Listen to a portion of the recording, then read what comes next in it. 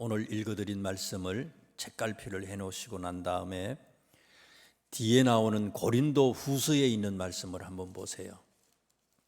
고린도 후서 11장에 있는 말씀을 한번 보세요. 고린도 후서 11장 23절부터 나오는 말씀입니다. 23절에서 27절까지 말씀입니다. 바울 선생님이 1차, 2차, 3차 전도 여행을 하시면서 3차 전도 여행 때에 고린도 후서를 기록을 했어요. 고린도에 방문하기 조금 앞서서 마케도니아에서 이 고린도 후서를 기록하면서 당신이 사도가 되고 난 다음에 복음을 전하는 것 때문에 얼마나 어려움을 당했는 것이었는지에 대해서 지금 설명을 하는 거예요. 제가 읽어드립니다. 23절부터입니다.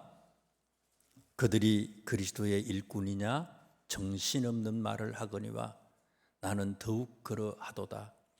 내가 수고를 넘치도록 하고 옥에 갇히기도 더 많이 하고 매도 수없이 맞고 여러 번 죽을 뻔하였으니 유대인들에게 40에서 하나 감한 매를 5번 맞았으며 3번 태장으로 맞고 1번 돌로 맞고 3번 파선하고 일주야를 깊은 바다에서 지냈으며 여러 번 여행하면서 강의 위험과 강도의 위험과 동족의 위험과 이방인의 위험과 시내의 위험과 광야의 위험과 바다의 위험과 거짓 형제 중의 위협을 당하고 또 수고하며 애쓰고 여러 번 자지 못하고 줄이며 목마르고 여러 번 굶고 춥고 헐벗었다.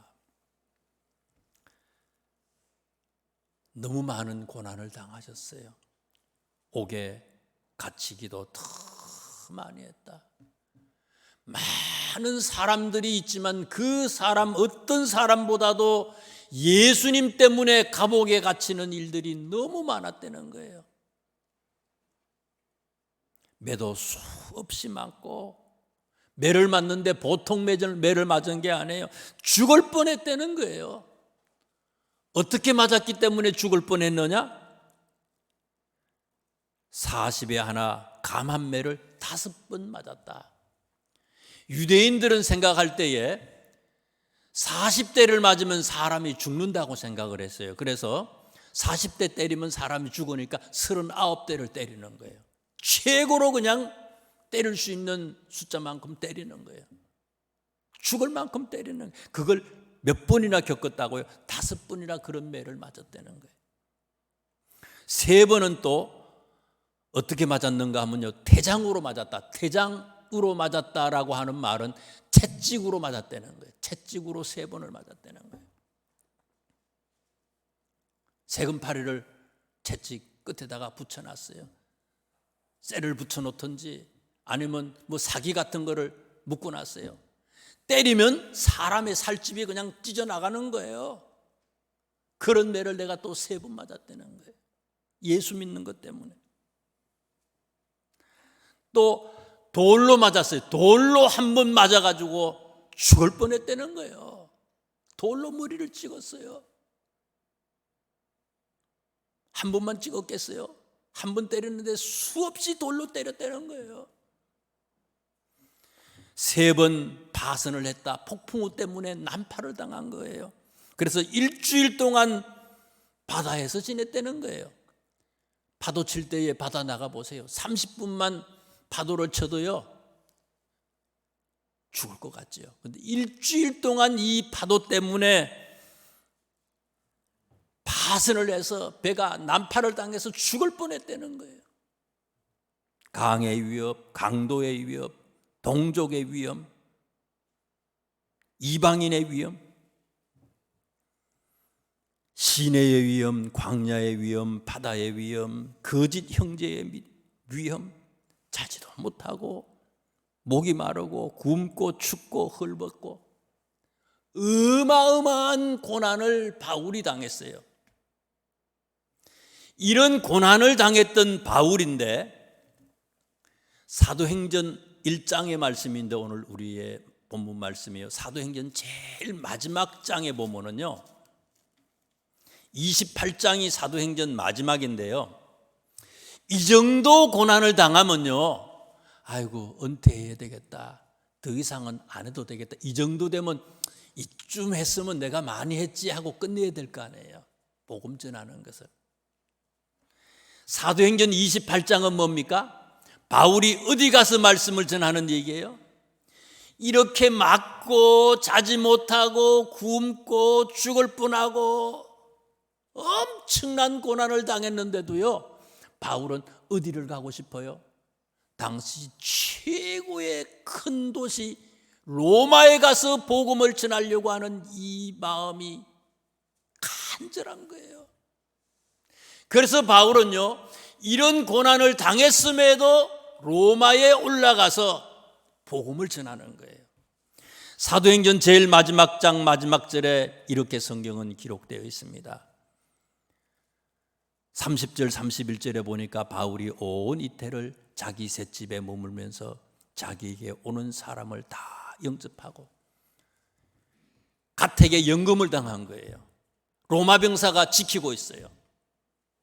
그런데 31절 보세요. 하나님의 나라를 전파하며 주 예수 그리스도에 관한 모든 것을 담대하게 거침없이 가르쳤다.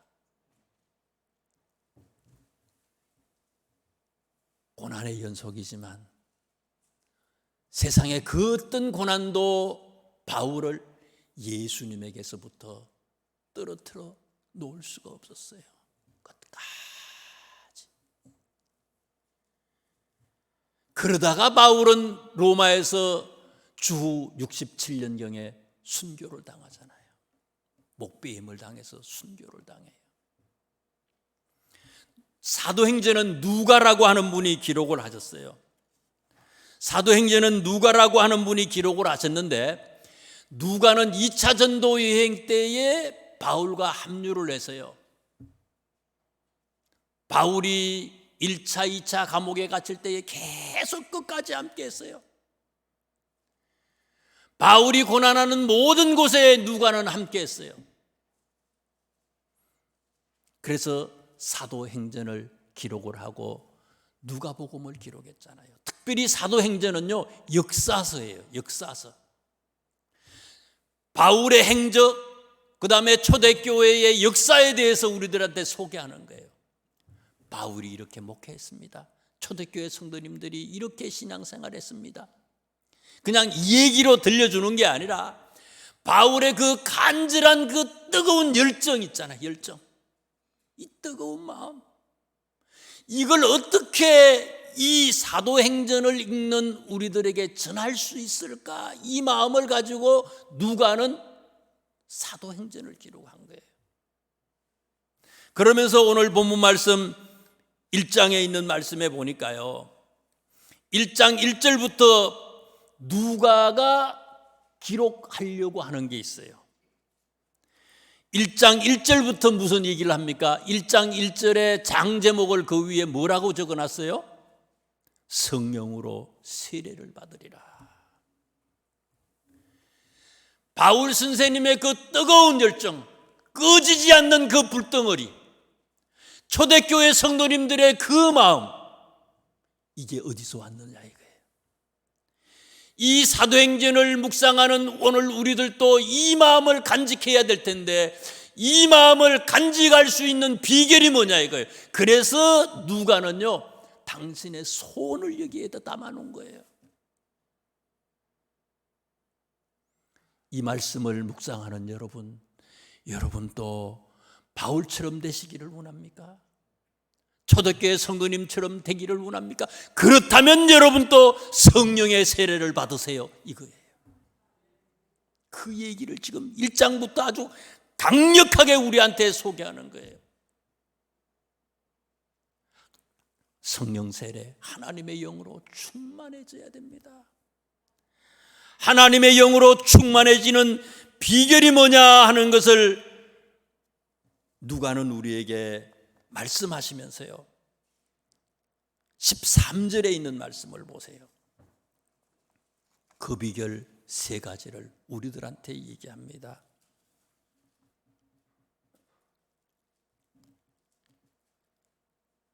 들어가 그들이 유하는 다락방으로 올라가니 베드로, 요한, 야고보, 안드레와 빌립, 도마와 바돌로메, 마태와 알프의 아들 야고보, 셀롯인 시몬, 야고보의 아들 유다가 다 거기 있어.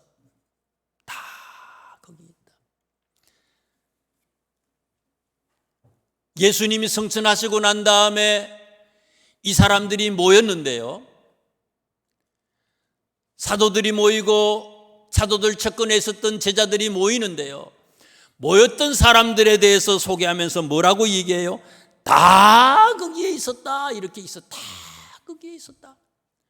도망갈 사람은 다 도망갔어요. 무서워서 오지 못하는 사람은 절대로 오지 못해 이제는요. 그런데 모였던 사람들, 모일 만한 사람들은요 다 왔다는 거예요. 모두가 다 왔다는 거예요. 다 왔는데 못 온 사람이 있잖아요. 예수님의 제자가 12명인데 다 오긴 했지만 한 명이 못 왔어요. 가룟 유다가 못 왔어요. 다 왔는데 가룟 유다가 오지 못했어요. 그래서 그 뒤에 있는 말씀에 보면요, 왜 가룟 유다가 오지 못했는지에 대해서도 기록을 하잖아요. 17절부터 시작해서 20절을 통해서 다 왔는데 한 명 오지 못한 사람이 있어요. 꼭 와야 되는데 이 사람이 못 온 거예요.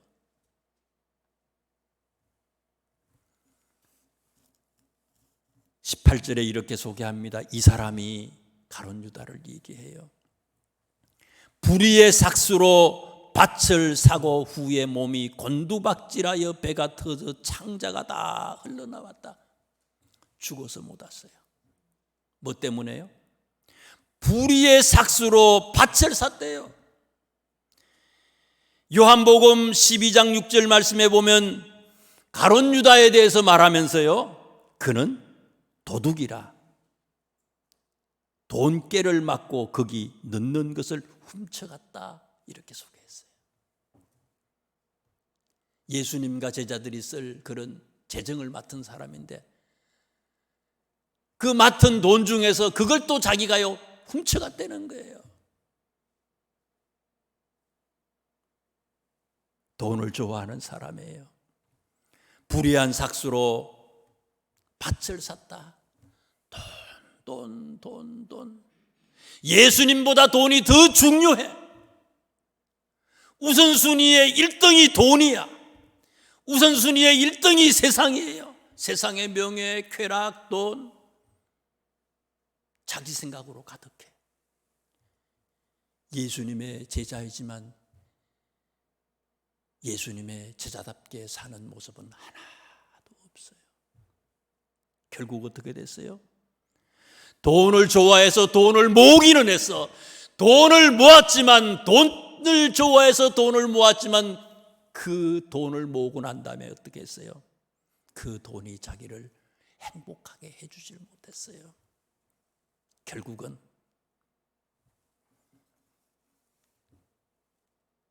몸이 곤두박질하여서 배가 터져서 창자가 다 흘러나왔다. 자살하고 말았어요. 돈은 모았는데 기쁨이 사라졌어요. 우선순위가 다르면요, 결국은 이렇게 된다는 거예요. 다 와야 되는데, 다 와서 예배해야 되는데, 다 와서 성령의 세례를 받아야 되는데 이 사람이 못 왔어요. 왜요? 우선순위가 뒤죽박죽이 돼버렸어요. 오늘 우리들의 우선순위는 어떻습니까?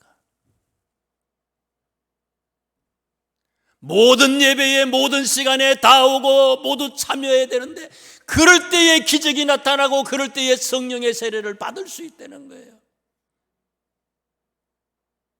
내 멋대로 하는 사람이에요. 아랑곳하지 않아. 예수님의 말도 듣지 않아. 결국은 배반자가 됐어요. 모이지 못했어요. 두 번째, 성경은 우리들에게 말씀을 합니다. 어떻게 할 때에 우리가 성령 세례를 받을 수 있느냐? 14절에 있는 말씀을 보세요. 이자들과 예수의 어머니 마리아와 예수의 아우들과 더불어 마음을 같이하여 오로지 기도에 힘썼다. 뭐 했다고요? 마음을 같이해서 모였어요. 모이면 뭐 하냐 이거예요. 지금 또 모였지만 다른 생각하는 사람도 있을 수 있어요. 엉뚱한 생각을 할 수 있어요. 예배 시간에 참석했지만 예배에 집중하고 주님만 사모하는 게 아니라 다른 걸 생각하는 사람이 있어요. 그런데 이 사람들은 어떻게 했다고요? 모여서 마음을 같이 해서 모든 사람이 같은 마음이에요. 오로지 기도에 힘썼다. 오로지. 옛날 성경에는 뭐라 그랬어요? 전혀 기도에 힘썼다 그랬어요. 왜 기도했어요? 기도하는 이유가 뭐예요? 누가의 소원이 뭐라고요? 모두가 다 성령 세례 받는 거예요. 누가의 소원이 바울의 소원이고 바울의 소원이 예수님의 소원이에요. 모두가 다 성령 세례 받는 거예요. 성령 세례 받는 것은 모든 예배에 모두가 함께 참석할 때에 나타나고, 그 다음에 뭐라고요? 오로지 기도에 힘쓰는 사람에게 성령으로 충만함을 입을 수 있도록 해주신다는 거예요. 요한복음 16장에 보면요, 예수님이 잡히시기 전에 성령에 관해서 우리한테 소개했어요. 성령에 대해서 아주 자세히 얘기해요. 16장 2절 말씀에 보면요, 성령을 받지 못하면 행할 수 있는 우리들의 우려에 대해서 얘기해요. 유대인들이, 대제사장이, 서기관들이요, 예수님을 죽이는 일을 하나님의 일이라고 착각을 한 거예요. 예수님 죽이는 일을 하나님의 일이라고 착각을 했어요. 왜? 성령 받지 못하면 그런 일이 비일비재하다는 거예요. 그걸 16장에 얘기해 줘요. 열심이 있다고? 그런데 그 열심이 누구를 위한 열심이냐 이거예요. 성령 받지 않은 열심은요, 오히려 손에다가 칼을 쥐어주는 거나 마찬가지예요. 성령 받고 성령으로 충만한 상태에서 우리가 열심을 가져야지, 성령 받지 않은 사명자, 성령이 소멸된 사명자, 폭군이라는 거예요.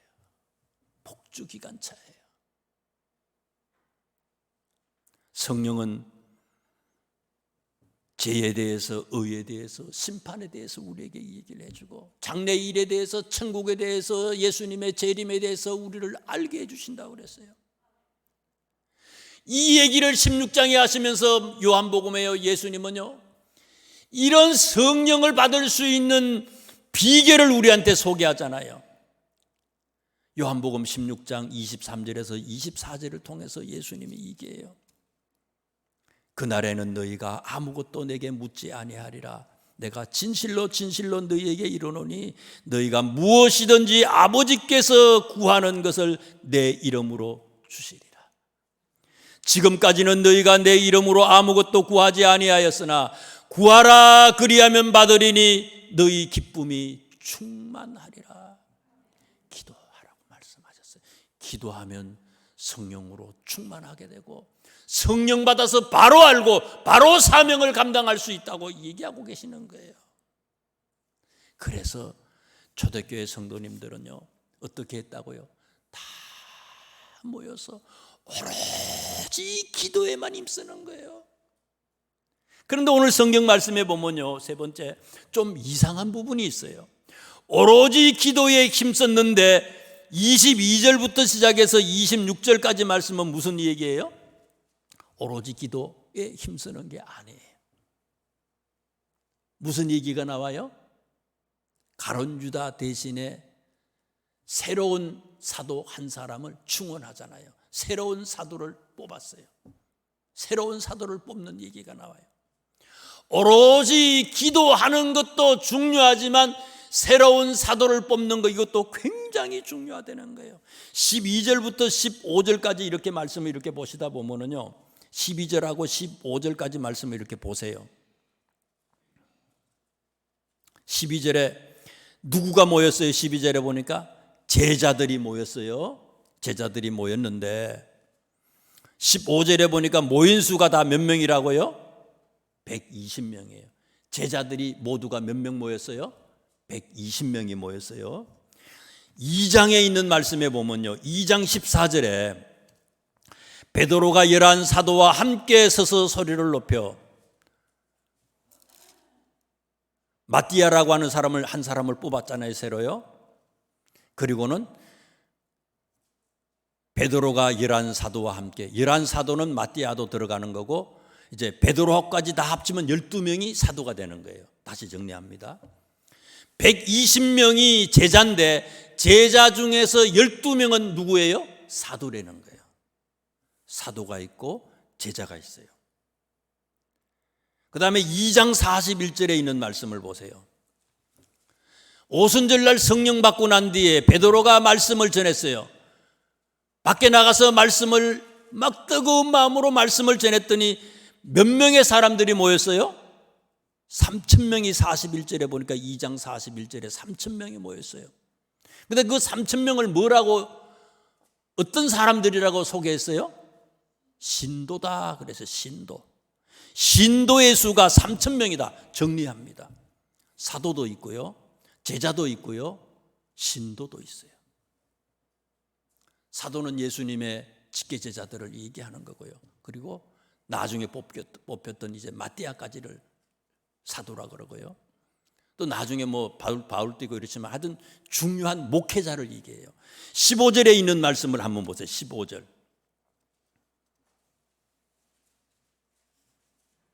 1장 15절에 있는 말씀 보세요. 사람들이 지금 모였잖아요. 120명이 모였어요. 지금 사람들이 150명이 모여서 예배하고 기도하는데 사도행전 말씀에 보면 15절이 1장 15절에요. 120명이 모였는데요. 이 1장 사도행전 1장 15절에 있는 이 말씀은요, 최초의 교회 얘기예요. 모였으니까 교회가 된 거예요. 최초의 교회가 됐는데 교회는 어떻습니까? 구성원이요? 목회자가 있잖아요. 사도가 있어요. 목회자가 있고, 목회자는 사도를 얘기하고요.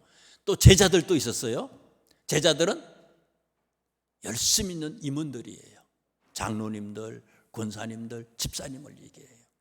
나중에 전도해가지고 베드로가 오순절날 전도해가지고 복음을 막 전했더니 3,000명이 모였잖아요. 그 사람들은 어떤 사람들이에요? 신도들이에요. 목회자가 있고 임원들이 있고요, 그냥 초신자들이 있어요.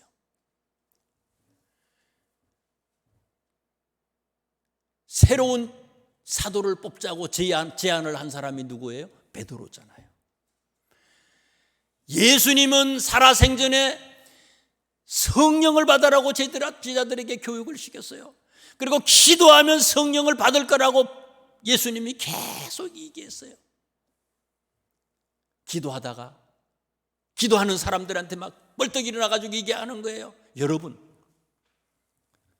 한 사람이 지금 사도 중에 없잖아요. 한 사람을 새로 뽑으십시다.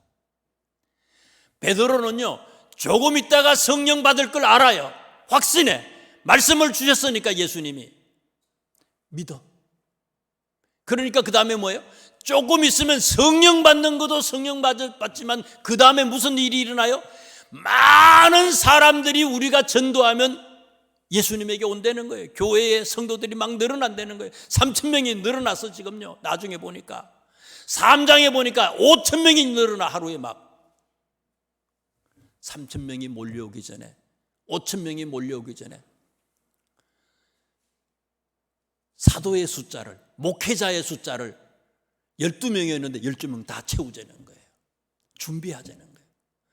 베드로의 마음은요, 어떻게 하든지 내가 사명을 감당하기 위해서, 먼저 믿은 사람들이 사명을 감당하기 위해서 열심을 가지려고 하는 그런 마음을 가지고 있어요. 사명을 감당하려고 하는 그런 마음을 가지니까, 기도 중에 사람들한테 여러분 이거 하십시다 하니까 사람들이 기도 중에 이게 무슨 짓이야 하는 게 아니라 베드로의 얘기를 다 따라주잖아요. 순종해서. 요셉이라고 하는 사람하고 마띠아라고 하는 사람, 두 사람이 제비를 뽑아서 마띠아가 되고 요셉이 떨어졌어. 기도 중에 제비를 뽑아서 한 사람은 되고 한 사람은 떨어져서 기분이 얼마나 나빠, 떨어진 사람은요. 그러면 이 사람은 혼자만 왔어요. 거의 보면요, 이때 당시에도요, 친척들, 형제 자매들도 많아. 요셉 위에 떨어진 사람의 친척들도 있을 거 아니에요. 이게 뭐냐고, 기도하다가 이게 무슨 짓이냐고. 아니에요. 떨어졌는데 떨어진 사람도 최선을 다해서 기도하고 순종해요. 아무 소리 하지 않아요. 뒷말하지 않아. 온전히 베드로의 말에 순종해요. 따라주고.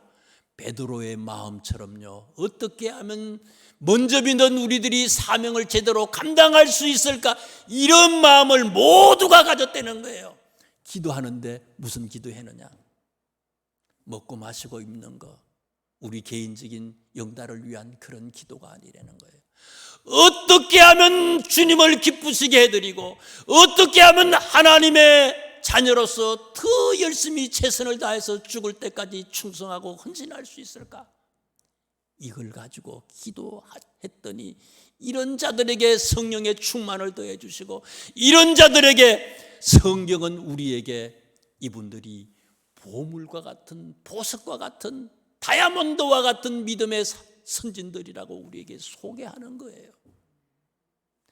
이런 삶을 사는 것이 누가의 소원이고 바울의 소원이고 예수님의 소원이었습니다.